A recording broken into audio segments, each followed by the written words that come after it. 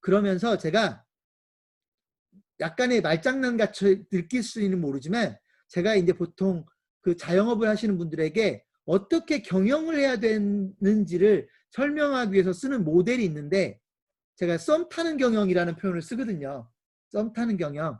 이 썸 타는 경영이라고 하는 거는 그냥 썸이라는 여러분이 다 알만한 영어 단어 이 네 개의 알파벳을 가지고 내가 뭐를 신경 써야 되는구나, 뭐를 실천해야 되는구나를 느끼게 하기 위해서 만들어 놓은 것인데 지금부터 그 부분에 대한 이야기를 좀 하겠습니다. 자, 첫 번째. 여러분 썸에서 첫 단어가 S거든요. S.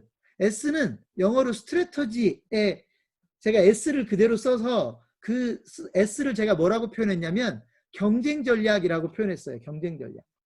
그러니까 여러분이 음식점을 만들려고 한다. 여러분이 외식업으로 창업을 하려고 한다고 했을 때 적어도 어떤 경쟁 전략을 가지고 창업을 할 것인가에 대한 개념이 있어야 된다. 이게 무슨 말이냐? 적어도 예를 들어 여러분이 만약에 음식점을 만든다면 여러분 음식점에 고객들이 왜 와야 되는지, 왜 다른 음식점들도 많은데 우리 집에 와야 되는지, 그런 뭔가 목적이 분명할 필요가 있다. 그게 음식점의 컨셉일 테고 그것도 일종의 경쟁 전략이라는 얘기예요. 이해되셨죠? 예를 들면 여러분이 만약에 명륜진사갈비라고 하는 돼지고기 전문점, 돼지 갈비집에 간다면 다른 돼지갈비집도 많은데 여러분이 명륜진사갈비에 가는 이유가 있을 거 아니에요. 그 이유가 명륜 입장에서는 경쟁 전략일 테다. 예를 들면 그게 무한리필일지 아니면 무한리필에서도 금액이 좀 낮은 걸지 아니면 또 다른 뭔가 장점이 있어서일지 그런 전략들이 있기 때문에 그곳에 가는 걸 거다. 그런 게 바로 소위 경쟁 전략일 거다라는 얘기입니다. 또 여러분 보통 외식 경영을 이야기할 때 QSC라는 용어를 많이 씁니다. 이게 무슨 말이냐면 외식 창업에서 외식 경영에서 가장 중요한 게 결국은 퀄리티, 품질과 서비스의 수준과 소위 클린니스라고 해서 위생 문제입니다. 그래서 소위 말해서 음식점이 잘 경영을 성공하려면 적어도 품질이 좋아야 되고 서비스가 좋아야 되고 위생 상태가 좋아야 된다는 이야기를 하는 겁니다. 그런데요, 경쟁 전략이라는 건 무슨 말이냐면 이렇게 뻔한 얘기를 하는 게 아니에요.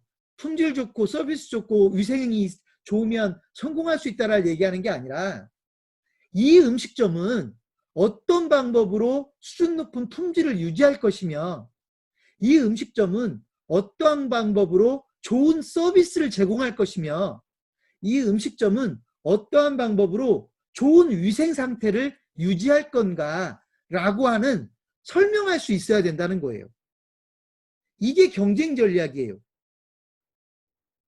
그래서 실제로 그런 QSC를 어떻게 해서 우리는 실천해낼 것인지 구현해낼 것인지에 대한 구체적인 전략을 가지고 그런 걸 만들어서 창업을 해야 실제로 더 안정적으로 창업할 수 있는데 그러지 않고 그냥 상식적으로 QSC가 중요하대. QSC가 품질과 서비스와 위생 상태대. 그럼 여러분 이렇게 느껴지지 않아요? 그거 너무 당연한 얘기 아닌가요? 음식점 창업하면서 품질 좋아야 돼. 맛있어야 된다는 얘기죠. 품질 좋아야 된다는 얘기는. 맛있고 서비스 좋고 위생 상태가 좋아야 된다는 걸 누가 모르나요? 근데 왜 이렇게 자꾸 외식 경영 학자들이 교수들이 QSC를 강조합니까? 이건 뭘 강조하는 거냐면 어떻게 만들어낼 거냐는 거예요. 어떻게 다른 음식점보다 우리가 품질을 계속 유지할 수 있게 좋은 품질을 유지하기 위해서 우리는 어떤 방법을 쓸 거냐. 우리가 다른 집보다 더 좋은 서비스를 제공하기 위해서 우리는 어떤 방법을 쓸 거냐. 우리는 더 좋은 위생 상태를 유지하기 위해서 다른 곳에 비해서 우리는 어떤 방법을 쓸 거냐라고 하는 그런 전략을 가지고 있어야 된다는 얘기입니다. 또 거기와 그거와 무관하지 않겠지만 메뉴 상태가 좋아야 될 거고요. 가격은 어떤 의미에서 경쟁력이 있어야 되고요. 서비스는 QSC에서 이미 설명된 내용이고요. 그 다음에 경쟁업체와의 싸움에서는 우리는 어떤 부분을 가지고 경쟁 우위를 가져갈 건지 경쟁을 관리 또는 새로운 경쟁자가 나타났을 때 나는 거기에 어떻게 대응할 것인지에 대한 전략 이런 것들이 사실은 경쟁 전략입니다.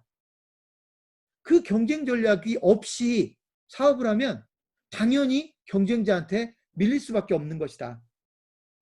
상권과 입지도 마찬가지예요. 많은 분들이, 제가 마지막에서도 강조하겠지만, 많은 분들이 좋은 상권에서 창업하고 싶어 하고요. 좋은 입지에서 창업하고 싶어 해요.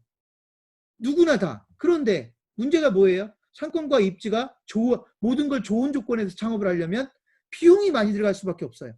권리금을 왕창 줘야 되거든요. 그러니까 이것도 좋은 상권과 좋은 입지를 찾아내는 능력이 중요한 게 아니라 같은 값이면 이라는 전제가 따른다고요. 오히려 우리는 어떤 음식점이 오히려 더 경쟁력이 있다고 할 수도 있냐면, 우리는 너무 좋은 상권 필요 없어. 우리는 너무 좋은 입지 필요 없어. 우리는 B급 입지에서도 잘할 수 있어. 우리는 C급 입지에서도 잘할 수 있어. 우리는 A급 상권이 아니어도 얼마든지 돈 잘 벌 수 있어. 이렇게 이야기하는 아이템이 훨씬 더 경쟁력이 있다고 얘기할 수 있습니다. 그리고 제가 보통 이렇게 얘기합니다. 창업자가, 여러분이 만약에 창업을 하기 위해서 가맹본부를 만날 때 제가 이렇게 물어보라고 하거든요. 야, 너네가 가지고 있는 성공 전략이 뭐야? 너네들은 나를 어떻게 도와서 나를 성공시킬 건데, 이걸 반드시 물어보라고 하거든요. 근데 가맹본부가 뻔한 얘기만 해요. 예를 들어 우리가 시키는 대로만 열심히 하면 됩니다 라든지, 우리 매뉴얼대로만 열심히 하면 됩니다 라든지, 이렇게 뻔한 얘기만 하잖아요. 그럼 전략이 없는 거예요.